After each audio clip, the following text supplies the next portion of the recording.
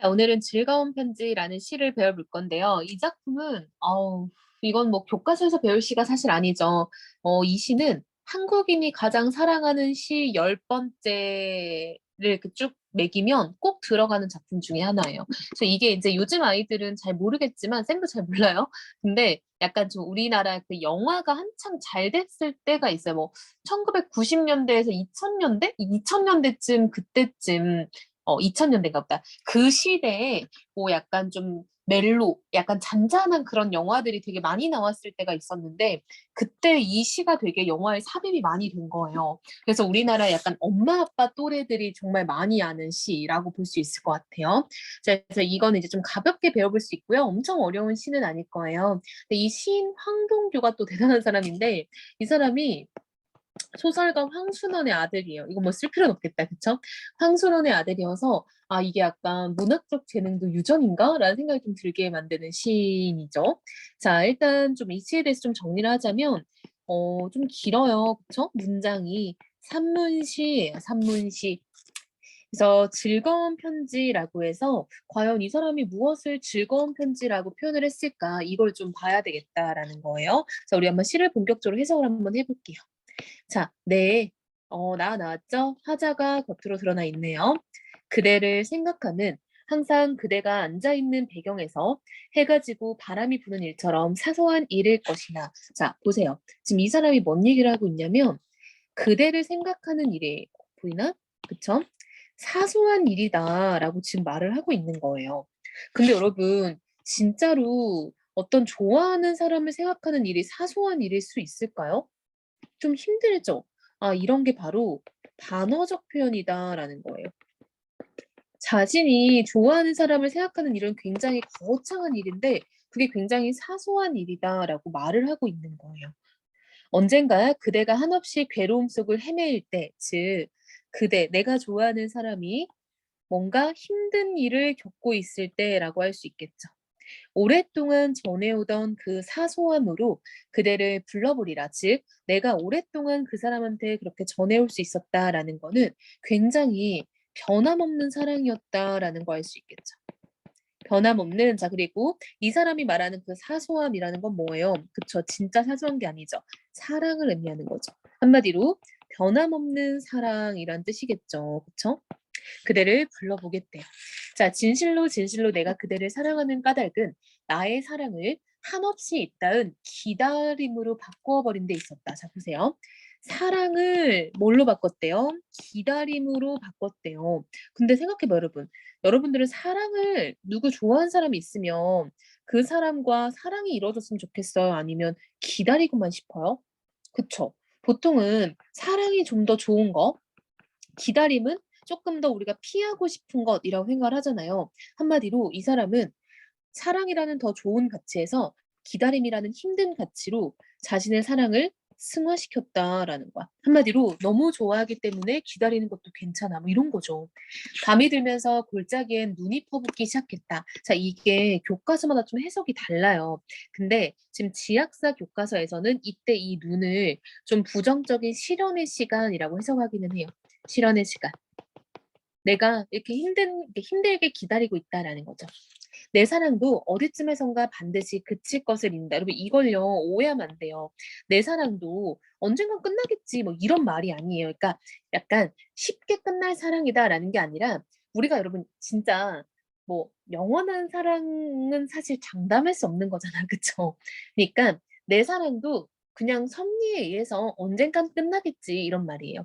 다만 그때 내 기다림의 자세를 생각하는 것뿐이다.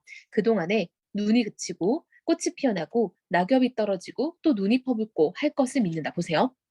눈이 그쳐. 이제 겨울이 끝났어. 꽃이 피어나 봄이 왔어. 낙엽이 떨어져 가을이 왔어. 또 눈이 퍼부서 겨울이 또 왔어. 즉 이런 걸 우리가 자연이 순환한다라고 하죠. 자연의 순환. 자연의 섭리라고 할 수 있겠죠. 즉 이렇게 자연이 순환하듯이 이거를 자연 2라고 바꿔볼게요. 됐죠? 자연이 순환하듯이 내 사랑도 끝없이 이어질 것이다. 라는 뜻인 거예요. 그래서 어떤 내 사랑의 어떤 숭고함에 대해서 이야기를 하고 있다라고 볼 수 있겠죠. 그래서 내 사랑은 쉽게 변하지 않는다. 뭐 이런 이야기예요. 자, 그래서 반어법이 지금 쓰이고 있다라는 거는 좀 중요하겠죠. 반어법. 그리고 자연현상에 빗대어 화자의 사랑을 형상하고 있죠. 어디 마지막에 눈이 퍼붓고 또 다시 꽃이 피고 낙엽이 떨어져 또 눈이 퍼붓고 그 자연의 순환처럼 자신의 사랑도 영원할 것이다 라는 걸 표현하고 있죠.